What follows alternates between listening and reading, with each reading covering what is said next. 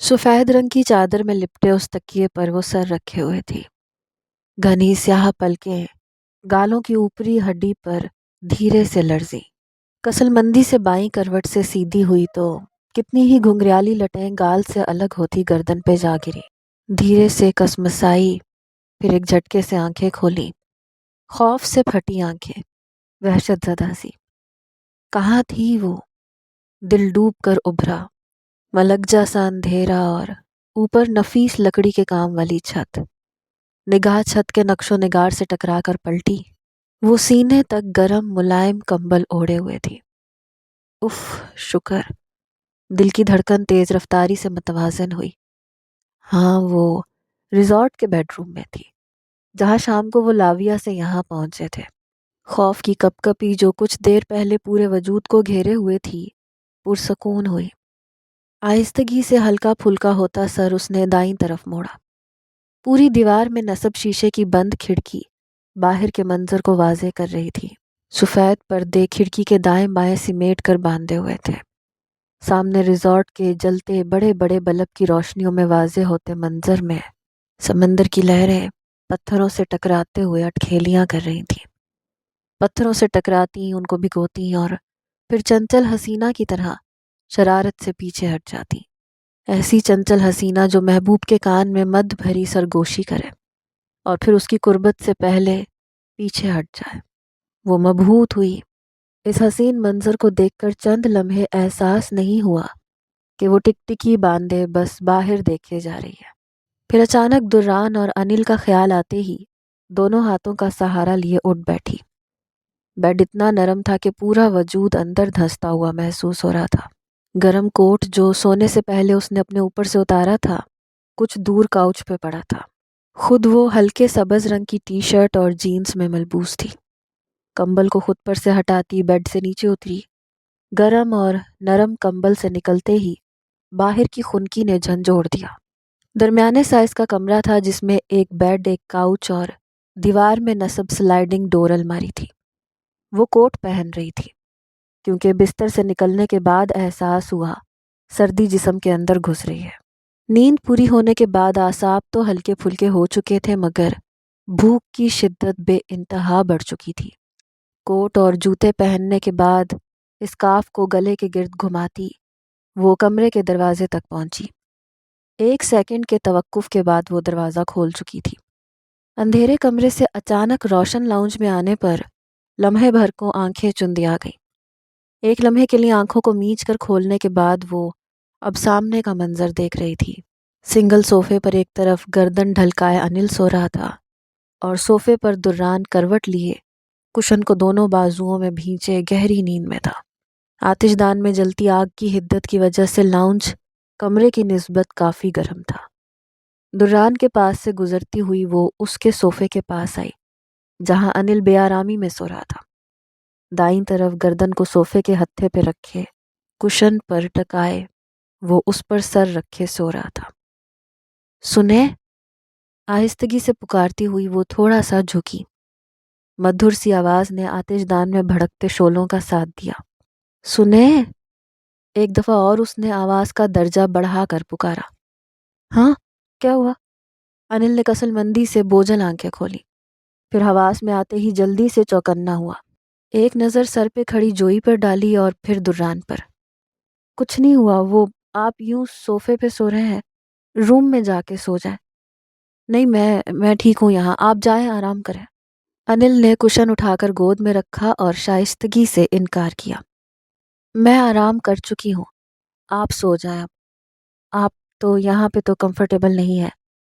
वो वाकई अब चेहरे और अंदाज से काफ़ी पुरसकून लग रही थी। अनिल ने अबरू उचकाए, गहरी सांस खारिज की। अच्छा, बहुत शुक्रिया, मशकूर लहजे में कहा। नींद ने तो वैसे भी बेहाल कर रखा था। कुशन गोद से उठाया और एक निगाह घड़ी पे डाली। रात के 3 बज रहे थे। अनिल अब बोझल कदमों से कमरे की जानिब बढ़ गया। अनिल के जाने के बाद वो यूं ही कमरे का जायजा लेती हुई आगे बढ़ी। कदम उसके सोफे तक आए और फिर आगे डग ना भर सके। गहरी नींद में सोया वो किसी बच्चे की मानिंद मासूम लग रहा था। माथे पे बिखरे सीधे बाल, बड़ी हुई शेव, کشن کو دونوں بازوؤں کی مدد سے سینے سے لگائے ہوئے، نگاہیں اس کے نقش نقش کو عقیدت سے چھو رہی تھیں، جو اس کے دل میں چھپی بے پناہ محبت سے بے خبر سو رہا تھا۔ دل اس کو چاہ سکتا تھا، صرف پانے کا تصور بھی کرنا خود کا مذاق اڑانے جیسا تھا۔ اس کے مقابلے میں وہ کچھ بھی تو نہ تھی۔ یوں ہی اپنی سوچوں میں مگن وہ اس پر نگاہیں ٹکائے کھڑی تھی جب وہ دھیرے سے کسمسایا اور بھویں سکیڑے آنکھیں کھول دی۔ اس کے یوں اچانک جاگ جانے پہ وہ گڑبڑا گئی، کیونکہ وہ اسے یوں سر پہ کھڑے اور مبہوت ہو کر تکتے دیکھ چکا تھا۔ دران کے چہرے پر حیرت کی ہلکی سی رمق ابھری اور معدوم ہوئی۔ وہ انل صوفے پہ سو رہے تھے تو میں نے ان کو روم میں بھیج دیا، میری نیند پوری ہو گئی تھی۔ وہ اسے یوں اپنی صفائیاں پیش کر رہی تھی جیسے چوری پکڑی گئی ہو، ویسے شاید پکڑی ہی گئی تھی، کیونکہ اس کی نگاہیں عجیب طرح سے جوئی کو دیکھ رہی تھی۔ ہاں، آپ کب اٹھی؟ کشن کو ایک ہاتھ سے سینے پر سے ہٹاتا وہ اب اٹھ بیٹھا تھا، ایک ہاتھ سے پیشانی پر آئے بال درست کیے اور گھڑی پر نظر ڈالی۔ 3 بجے، ابھی کچھ دیر پہلے، بلا وجہ گلے میں ڈالے اسکارف کو درست کرتے ہوئے جواب دیا۔ مضطرب کیفیت میں کچھ نہ سمجھ آنے پر رخ موڑے کچھ قدم کے فاصلے پر موجود صوفے پہ بیٹھ گئی۔ دران اب بلا جواز ارد گرد دیکھ رہا تھا۔ کیا عجیب سی خاموشی تھی۔ جوئی نے پھر سے نگاہ اس کی طرف اٹھائی۔ وہ اب آتش دان کے شعلوں پر نگاہ جمائے بیٹھا تھا۔ سفید پاؤں میرون رنگ کے رگ پہ رکھے تھے اور اس کے جاگرز قریب ہی پڑے تھے۔ وہ اب اس کے پیروں پر نگاہ ٹکائے ہوئے تھی جب دران کی آواز ابھری، آپ کی دوست ہنا، یہی نام بتایا تھا؟ جوئی نے اچانک اوپر دیکھا، وہ اسی کی طرف دیکھ رہا تھا، صوفے کی پشت چھوڑے تھوڑا آگے جھکا ہوا۔ ان کا کوئی ایڈریس وغیرہ معلوم ہے کیا؟ نہیں، ایڈریس تو نہیں، فون نمبر اس کے شوہر کا تھا میرے موبائل میں، پر جوئی نے رک کر مایوسی سے کندھے گرائے۔ موبائل تو چین آنے سے پہلے ہی اس سے چھین لیا گیا تھا۔ دران نے اس کی ادھوری بات سمجھتے ہوئے پرسوچ انداز میں سر ہلایا۔ جوئی نے سر جھکایا، پھر جھٹکے سے اٹھایا۔ ہاں، پاکستان میں اس کے گھر والوں سے اس کے شوہر کا نمبر لے سکتے ہیں، وہ اپنی نگرانی میں ہنا سے بات کرواتا ہے ان کی، مجھے وہ نمبر یاد ہے۔ پرجوش لہجہ تھا، آنکھیں کسی امید سے چمکی۔ گڈ، دران نے پرسوچ انداز میں سر ہلایا، صوفے کی پشت سے سر ٹکائے بازو کو اوپر کیا۔ ہنا بچ جائے گی نا؟ سہمے سے لہجے میں پوچھا۔ دران نے نگاہ اس کے چہرے پر گاڑی، فکر مندی چہرے پر صاف واضح تھی۔ وقت سے پہلے کیا کہہ سکتے ہیں؟ 2 ٹوک روکھے سے لہجے میں جواب آیا۔ جوئی کو روکھا پن محسوس ہوا۔ ایسا کیوں تھا وہ؟ ایک پل میں بہت احساس کرنے والا اور ایک پل میں ایسے جیسے اس سے زیادہ کوئی اجنبی نہ ہو۔ جی، وہ سر جھکا گئی۔ بوجھ ہوں میں اس پر۔ دل پہ بھاری پن بڑھنے لگا، آنکھیں نمکین پانی سے بھرنے لگی۔ آپ ہنا کے ساتھ پاکستان نہیں جا سکیں گی۔ دران کی آواز پر حیرت زدہ سر اوپر اٹھایا، نگاہیں اس کی گہری نگاہوں سے جا ٹکرائیں، آنسوؤں سے بھری بڑی بڑی آنکھوں کی پتلیاں۔ ایک پل کو لگا ابھی چھلک جائیں گی۔ دیکھیں ہنا، اور آپ کی سچویشن میں بہت فرق ہے۔ آپ کو ابھی پاکستان میں خطرہ ہو سکتا ہے، یہ لوگ بہت بہت مضبوط ہوتے ہیں، اور آپ کو پاکستان میں اتنی سیکیورٹی نہیں ملے گی۔ پھر میں کب جا سکوں گی؟ زکام زدہ لہجہ، ابھی کچھ کہہ نہیں سکتا۔ دران نے کندھے آہستگی سے اچکائے۔ جوئی کے چہرے پر خوف ایک دم سے بڑھ گیا، گلے میں بھی نمکین سے پانی کا احساس بڑھنے لگا۔ جوئی کی آنکھوں کی پتلیوں میں چمکتا پانی اس سے مخفی نہیں تھا۔ وہ سوچ رہی تھی شاید وہ بوجھ ہے اس پر۔ وہ معصوم لگ رہی تھی اس وقت شام والی جوئی سے مختلف، جس سے وہ متاثر ہوا تھا۔ اب ترس آ رہا تھا، قابل رحم لوگوں سے نفرت تھی اسے، مگر نہ جانے کیوں اس وقت سامنے بیٹھی لڑکی سے انسیت محسوس ہوئی۔ ڈونٹ وری، ابھی آپ میرے ساتھ جائیں گی، آہستگی سے کہا۔ اس دفعہ لہجے میں بے رخی نہیں تھی۔ کہاں؟ رندھائی آواز، کانپتی سی، جیسے بمشکل گلے سے برآمد ہوئی ہو۔ امریکہ، میرے گھر۔ دران کے جواب پر حیرت سے زیادہ وہ الجھ کر اس کی طرف دیکھنے لگی۔ آنکھ چھلک پڑی۔ جلدی سے انگلی کی پور سے آنکھ کے کونے کو دبایا، مگر آنسو تھے کہ تھمے نہیں۔ گال 1 سیکنڈ میں بھیگ گئے۔ پریشان مت ہوں، دراصل میں آپ کی اجازت کے بنا آپ کو اپنے مقصد کے لیے بھی استعمال کر چکا ہوں، یا یوں بھی کہہ سکتے ہیں کہ آپ کو بچانے اور مجھے میرے مخالفین کو سبق سکھانے کے لیے میں نے صرف ایک تیر کا استعمال کیا ہے۔ دران اب حد درجے اپنائیت سے اسے وضاحت دے رہا تھا۔ اس کا روتا چہرہ، وہ کیوں اس پہ ترس کھا رہا تھا؟ اب آپ کو میرے اور مجھے آپ کے ساتھ کی ضرورت ہے، کیا آپ دیں گی؟ وہ ابھی اس کی پہلی بات کو مکمل طور پر نہیں سمجھ پائی تھی کہ اس کی مدد کے لیے کہنے پر اور متجسس ہوئی۔ گالوں کے صاف کرتے ہاتھ وہیں تھم گئے۔ 1 2 3 سیکنڈ۔ میں سمجھی نہیں کہ کیسا ساتھ؟ الجھن سے پیشانی پر شکن ڈالے سوال کیا۔ ہاتھ اسکارف کے کونے پر گرفت مضبوط کر رہے تھے۔ پلکیں آنسوؤں سے تر تھیں، پتلیوں کی سفیدی میں ہلکی سی لالی۔ وقت آنے پہ بتاؤں گا، فی الحال تو یہ کہ جیسے میں کہوں ویسے کرنا ہوگا آپ کو۔ جوئی نے ہنوز الجھی سی نظروں سے دیکھتے ہوئے سر اس بات میں ہلا دیا۔ اسکارف سمیت ہاتھ اٹھایا اور نم گالوں پہ پھیر دیا، پھر نظریں جھکا کر اون کے سرے انگلی کے پور سے لپیٹنے لگی۔ دران نے اس کی جھکی نگاہوں والے چہرے کو بغور دیکھا۔ بھوک کی شدت اسے اب نڈھال کر رہی تھی۔ بھوک لگی ہوگی آپ کو، کچن میں آئی تھنک کچھ نہ کچھ ہوگا۔ دران کے اچانک اس کے ذہن کی بات کر دینے پہ وہ چونکی، مگر کچھ بول نہیں سکی۔ خجالت سے بالوں کی لٹ کو سمیٹا اور اس بات میں سر ہلایا، سر پھر سے جھکا دیا۔ ہاتھ اب بھی دوسرے ہاتھ پر سرخ اسکارف کے کنارے کو لپیٹ رہا تھا۔ 1 2 3 سیکنڈ۔ آپ کو خود کرنا ہوگا، وہ سامنے ہے کچن۔ اف، کیا وہ اس سے توقع کر رہی تھی؟ وہ اس کی مہمان ہے یہاں۔ اس کے جملے پر جوئی نے خجالت سے سر اٹھایا۔ لب بھینچے وہ کچن کی طرف اشارہ کر رہا تھا۔ نادم سی اپنی جگہ سے اٹھی، پھر رکی۔ آپ کچھ کھائیں گے؟ جھجک تھی لہجے میں۔ وہ کچھ سوچ رہا تھا، پھر چہرہ اوپر اٹھایا۔ جو آپ کھائیں گی وہی بنا لیجیے گا میرے لیے، زبردستی کی پھیکی سی مسکراہٹ کے ساتھ جواب دیا۔ جوئی نے اس بات میں سر ہلایا اور قدم لاؤنج سے ملحقہ اوپن کچن کی طرف بڑھا دیے۔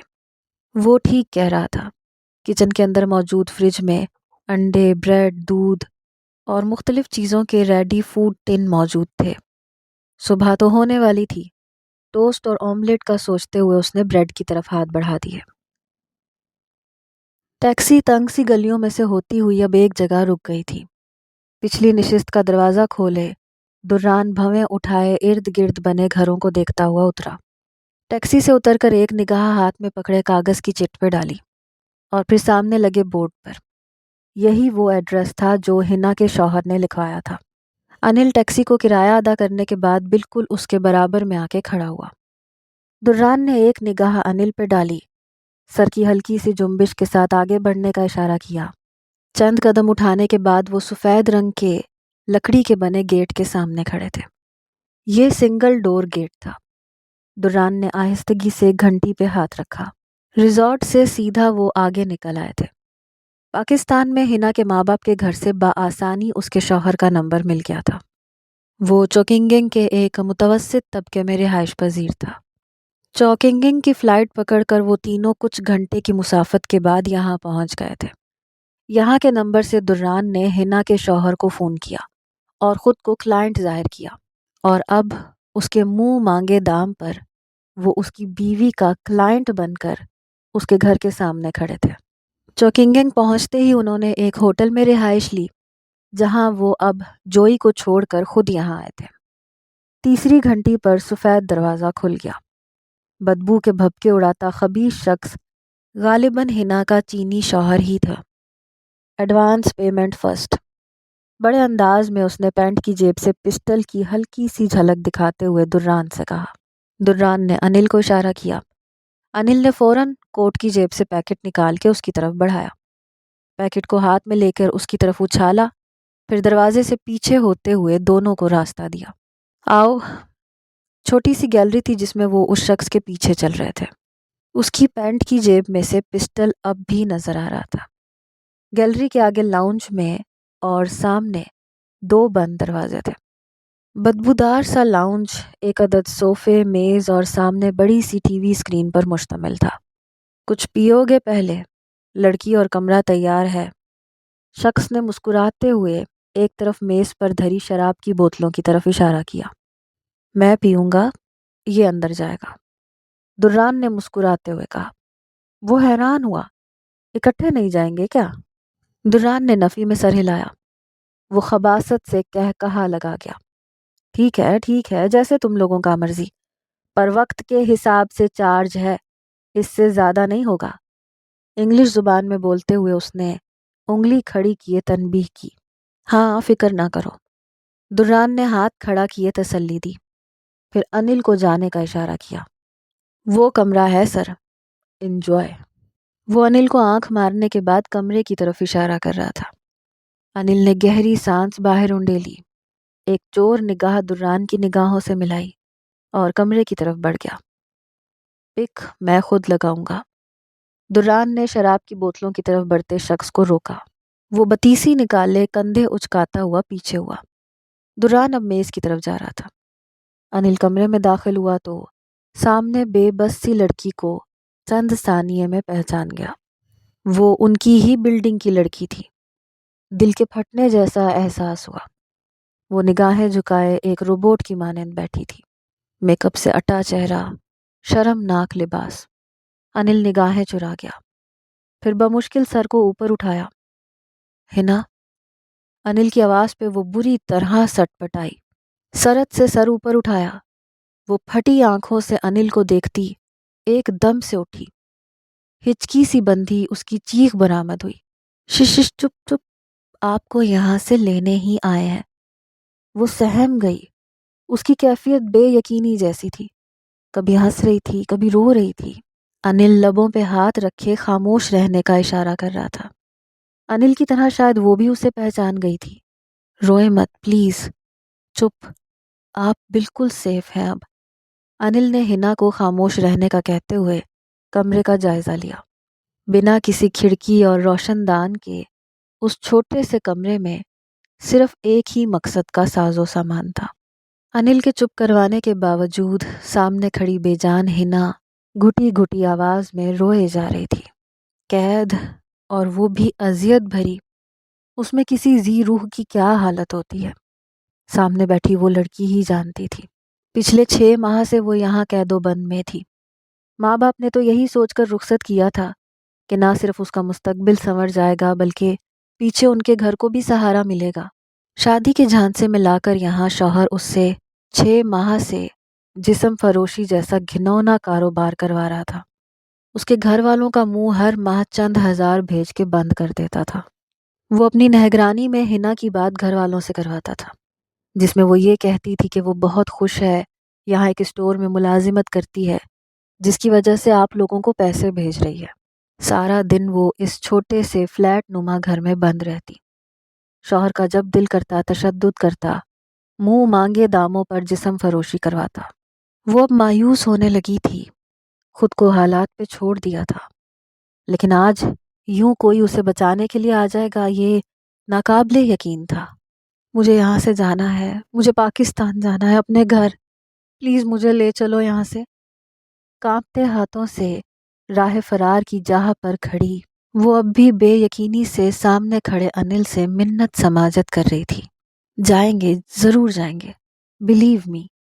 آپ رونا بند کریں، آواز باہر جائے گی، انل نے تسلی آمیز لہجے میں سمجھایا۔ تحفظ کی یقین دہانی کے لیے اپنا کوٹ اتار کے اس کے کندھوں پہ ڈال دیا، نگاہوں کا زاویہ تبدیل کیا اور کمرے کے بند دروازے کو بغور دیکھا، جس کے پار چھوٹے سے لاؤنج میں لگے صوفے پر ہنا کا شوہر بیٹھا تھا اور دران ہاتھ میں 2 گلاس تھامے اس کی طرف آ رہا تھا۔ گلاسوں میں موجود محلول کی اوپری سطح پر سفید جھاگ کی دبیز تہ تھی جو دران کے ڈگ بھرنے سے گلاس کے کناروں سے ٹکرا رہی تھی۔ بڑی مہارت سے دران نے گلاس کے اندر موجود اس محلول کے اندر बे होशी की दवा मिलाई थी। कनखियों से वो सामने बैठे शख्स को देखता हुआ अब उसके करीब आ चुका था। वो बड़े मज़े से टांगे पिसारे टीवी पर निगाहें जमाए हुए था। आपके लिए। दुर्रान ने भरपूर मुस्कुराहट चेहरे पर मुज़य्यन किए उसकी तरफ गिलास बढ़ाया। वो चौंका, हैरत से दुर्रान की तरफ देखा। भरपूर अदाकारी। ओह, मैं अपना खुद बना लेता, आपने तकलीफ की। अब कर दी है तो लाइन दे। पिलाहट से भरे दांत निकाले वो अब दुर्रान के हाथ से गिलास थाम रहा था। दुर्रान ने गिलास उसे पकड़ाया, खुद बाईं तरफ लगे काउच पे विराजमान हुआ। वो गिलास को लबों से लगाए शराब चढ़ा भी चुका था, जबकि दुर्रान हनूज गिलास को एक हाथ में थामे बैठा था। निगाहें कलाई पर बंधी घड़ी की सुइयों को आगे से रखता हुआ देख रही थी। 3 मिनट बस। आपको देख के लगता है ऐसे जैसे कहीं देखा हो। वो महलूल से भरे गिलास को लबों से हटाए, आंखों को शनासाई वाले अंदाज में चुंधा किए दुर्रान की तरफ देख रहा था।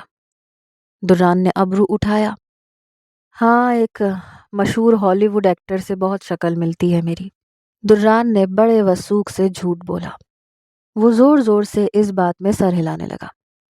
हाँ, याद आया, बिल्कुल वो रॉक फाइटर का हीरो। वो सोफे के बाजू पर हाथ मारे अपनी जहानत पर इतराता हुआ कहकहा लगा गया। दुर्रान ने मानी खेज मुस्कुराहट सजाए बस सर इस बात में हिलाने पर इक्तफा किया। वाकई बहुत शक्ल मिलती है तुम्हारी उससे। मुझे भी बहुत से लोग कहते हैं मैं जैकी जैसा लगता हूँ।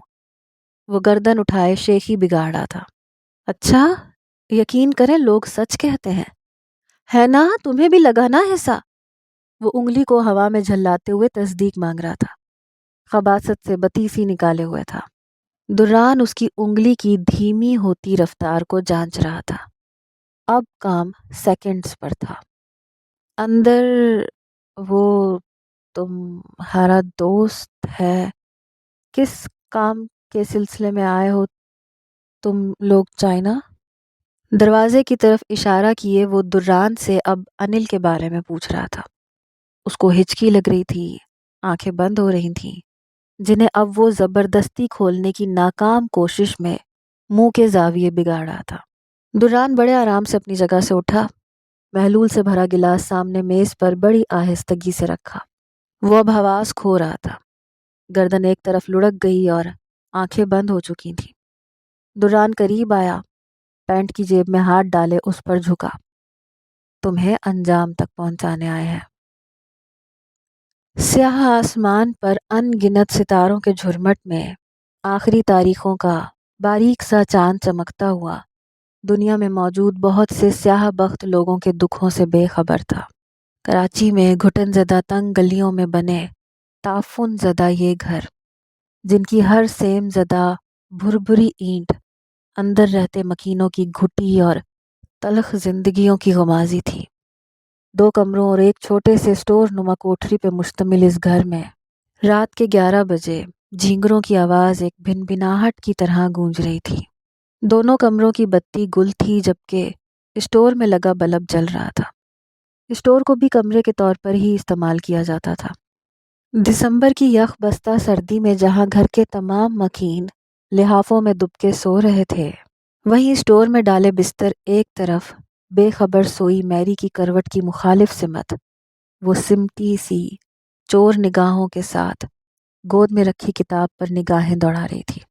स्याह रंग के जोड़े पर मैरून शॉल को कंधों के गिर्द लपेट कर वो किताब पढ़ने में महव थी। आमना अब उसे अपने घर की लाइब्रेरी से इस्लामी किताबें लाकर देने लगी थी। रोशन किताबें, हक सच को बयान करती हुई किताबें, सीधा रास्ता दिखाती हुई किताबें, परत दर परत राजों पर से पर्दे उठाती किताबें, जिन्हें वो छुपा कर घर ले आती थी। सारी सारी रात वो उन किताबों को पढ़ने में गुजार देती थी। इस्लाम कामिल दीन है, सिर्फ जहन इस बात को तस्लीम नहीं कर रहा था, बल्कि आहिस्ता आहिस्ता दिल में लगे कफल भी खुलने लगे थे।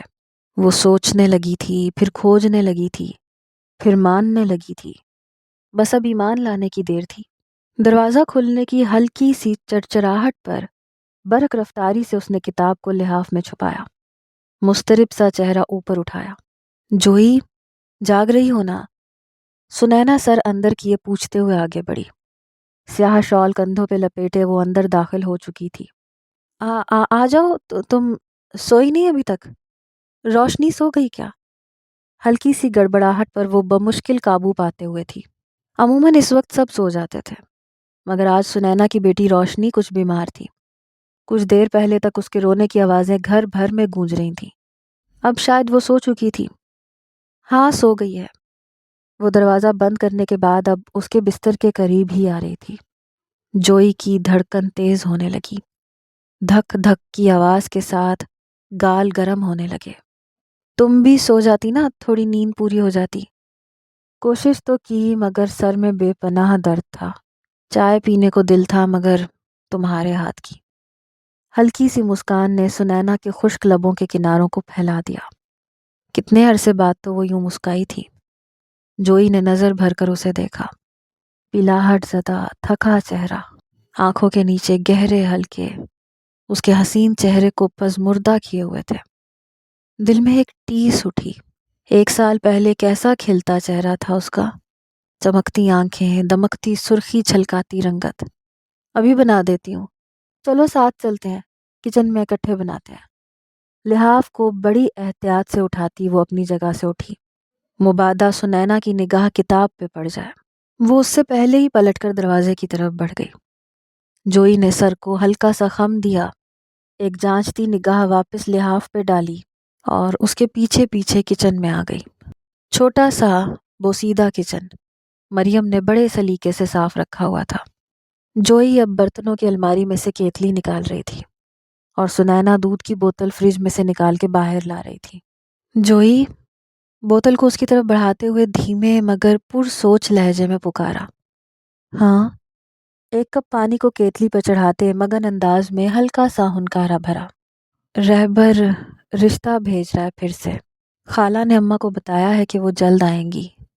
سنینا نگاہیں جھکائے ہوئے تھی۔ جوئی نے چونک کر خوشی سے دیکھا۔ وہ ان کا خالہ زاد تھا، جس کا رشتہ پہلے سنینا کا اچھی جگہ سے رشتہ آ جانے پہ جان نے ٹھکرا دیا تھا۔ رہبر سنینا کو پسند کرتا تھا۔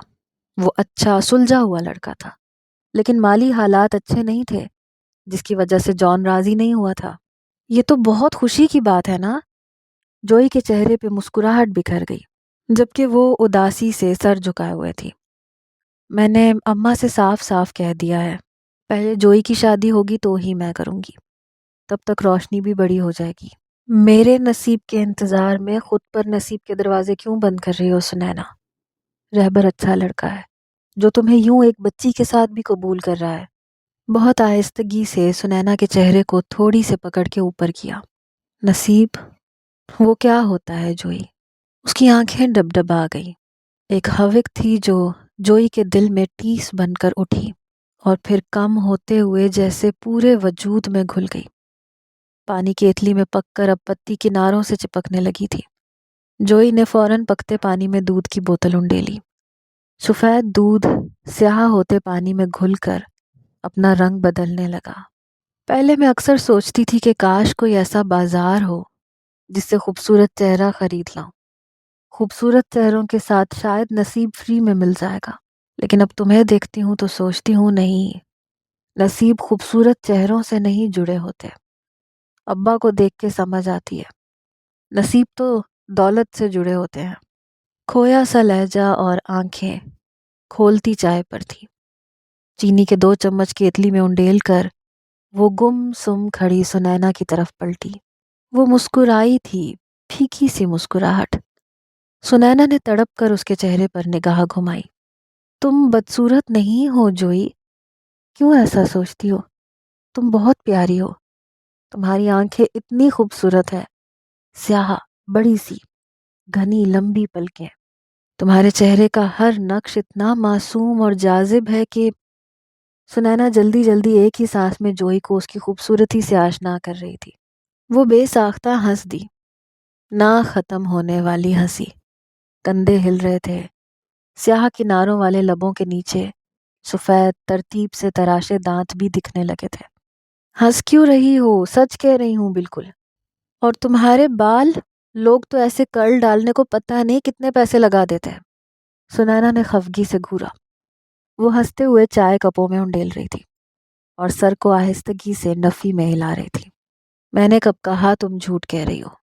तुम्हें मैं वाकई खूबसूरत लगती होंगी क्योंकि मैं तुम्हारी बहन हूँ, तुम्हें मुझसे मोहब्बत है। किसी और की नज़र से देखोगी तो नहीं लगूंगी। चाय का कप उसे पकड़ाते हुए वो अब भी हंस रही थी। नहीं, ऐसा हरगिज नहीं है।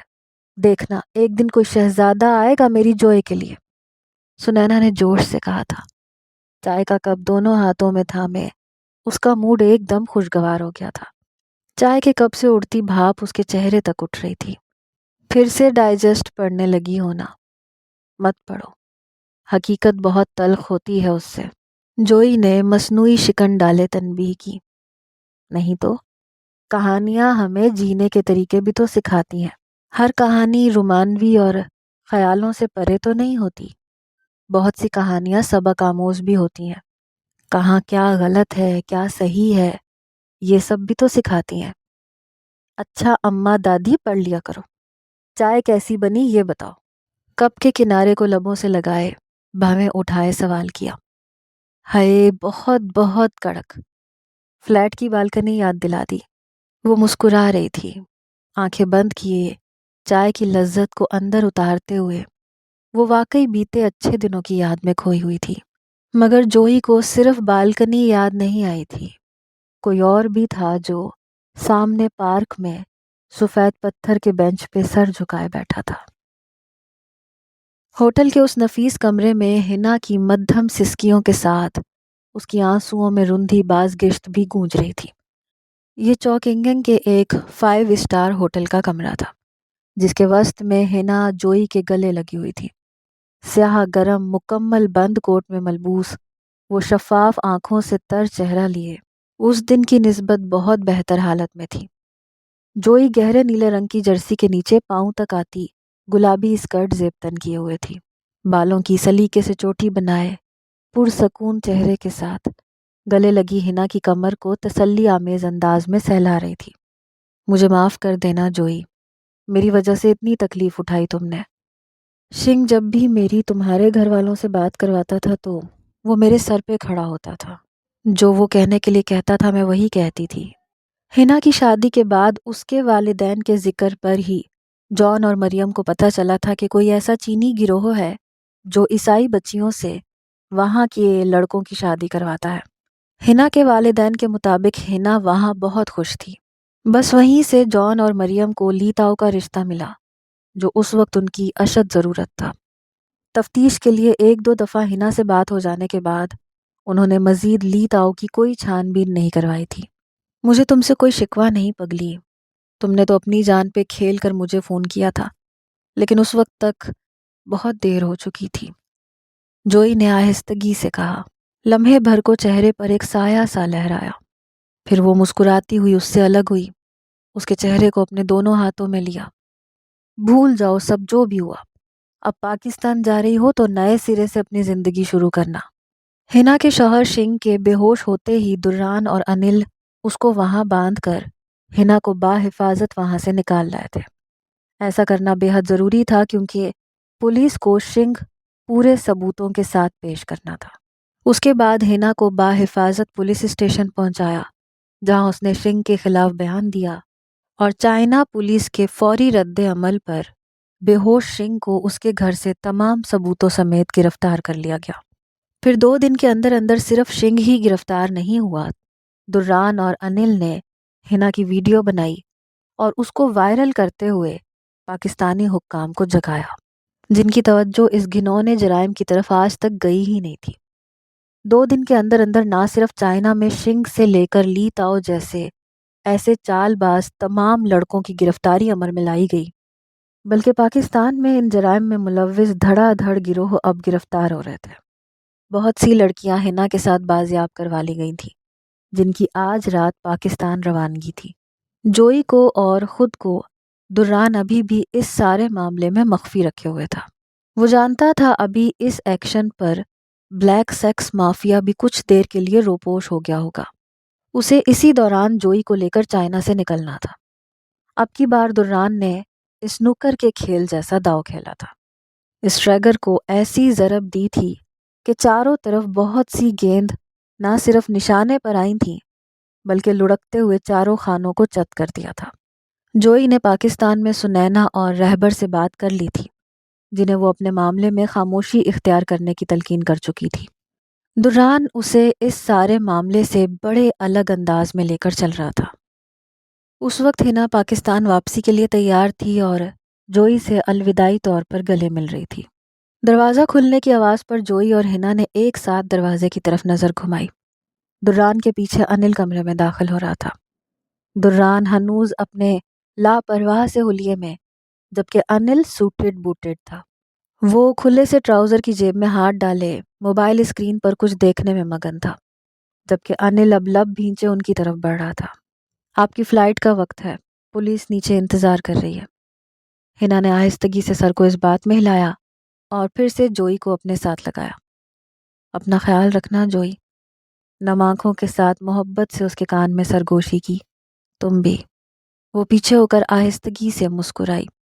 ہنا ایک محبت بھری الوداعی نگاہ اس پر ڈالتی پلٹی اور انل کے پیچھے کمرے سے باہر نکل گئی۔ وہ اب تک کمرے کے وسط میں اپنے موبائل پہ سر جھکائے کھڑا تھا۔ جوئی کو پرپوز کرتی ویڈیو نے پورے ہالی ووڈ میں ہلچل مچا دی تھی۔ میڈیا والے اور فینز دران کے غائب ہونے پر بے چینی ظاہر کر رہے تھے۔ سب کو جاننا تھا کہ آخر وہ کون سی خوش قسمت لڑکی ہے جسے درانگ اپنی دلہن بنانے والا ہے۔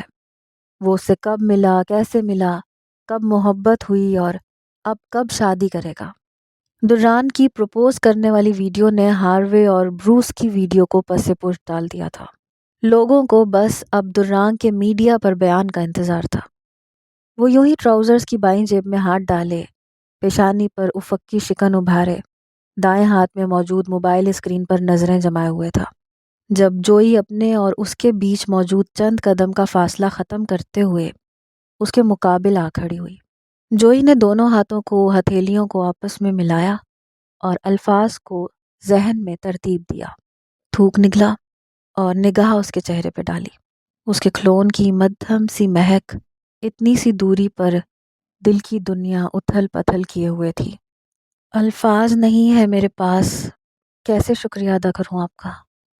بہت ہلکی سی باز گشت تھی جس نے کمرے کی خاموشی میں ارتعاش پیدا کیا۔ مت کریں۔ روکھا سا مختصر جواب۔ وہ موبائل کو دیکھنے میں محو تھا۔ ایک دم عجیب سی ندامت ہوئی۔ وہ بدتمیز تو شروع سے تھا۔ جوئی آنکھیں جھپکے اس بدتمیز کو دیکھ رہی تھی۔ میرا مطلب ہے شکریہ مت ادا کریں، بس میرے لیے وہ کریں جو میں کہوں گا۔ سپاٹ لہجے میں بنا تمہید باندھے اپنا مقصد بتایا، پھر نگاہ اٹھائی۔ اف، گھائل کر دینے والی ہیزل آنکھیں۔ جوئی نے فوراً پلکیں گرا دیں۔ کیا کرنا ہوگا مجھے؟ یہ ادب صرف اس کے احسانوں کے مرہون منت نہیں تھا، سامنے کھڑی لڑکی کے لیے وہ کچھ اور ہی اہمیت رکھتا تھا۔ اسے جب بھی یہ محسوس ہوتا تو عجیب سی چڑ ہونے لگتی۔ فی الحال تو پورے اعتماد کے ساتھ میڈیا پہ انٹرویو دینا ہے آپ کو۔ گہری سانس لیتے ہوئے ذہن سے جوئی کی سوچ کو جھٹکا۔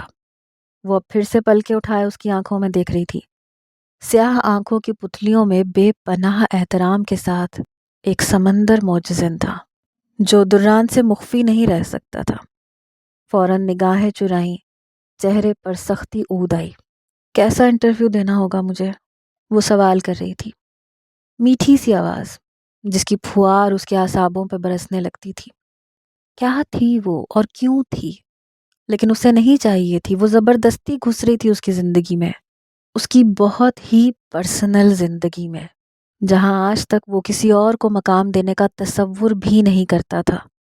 وہ ایک سانحے کے طور پہ آ رہی تھی۔ بتاؤں گا۔ تیزی سے وہ اس کے پاس سے گزرتا ہوا کمرے کے دروازے کی طرف بڑھ گیا۔